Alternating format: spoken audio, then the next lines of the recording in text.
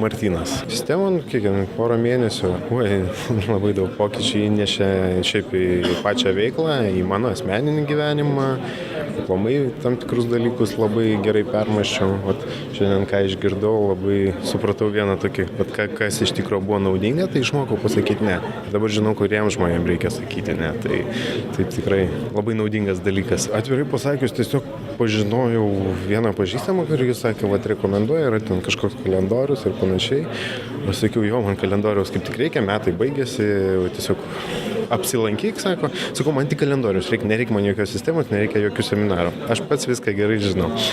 Aš labai klydau, tai aš džiaugiuosi, kad pasakiau savo tą ne, nuėjau į seminarą vieną kartą, pasinaudojau, manau, buvau pats pirmas, kuris ir įsigijo tą sistemą, dabar ir įmonėje keletą jau darbuotojų turi tą pačią sistemą ir naudoja, nes tai yra tikrai kokybė ir tikrai iš to yra naudos daug. Aš pats esu sistemininkas, ir pasakysiu taip, nėra visumos, ta prasme viena dalis neveiks, čia yra viskas, dėl ko aš lankausi trečią kartą, galvoju, aš girdėsiu tą patį ir kiekvieną kartą vis kažką naujo atrandu arba pamatau jau, tarkim, tam tikrus rezultatus, kurių nemaniau, kad jie jau yra, bet pasirodo, jie jau yra. Tai, ta prasme, tai būtina ir pati sistema, ir kalendorius, ir tie mokymai, nes dažniausiai užtiknėsi savo veiklo ir pamiršti. O čia tau primena, žiūrėk, atkreip dėmesį į svarbesnius dalykus, ta prasme, pačioj sistemoje. Tada jin pradeda veikti. Kitu atveju tai yra sunku. Nugalėkit save, išplėskit ribas ir sudalyvaukit viename. Galų gale tas mini seminaras, jo kaina yra juokinga, tiesiog neišgersit alaus 2 bokalų kažkur, tai ir viskas. Ateikit čia. Pabandykite tikrai, jeigu nepatiks, nieks per galvą neduos. Paprašykit, manau, netgi organizatoriai sakys, grąžinsim jums pinigus, bet nes čia yra vertė, čia tikrai yra vertė.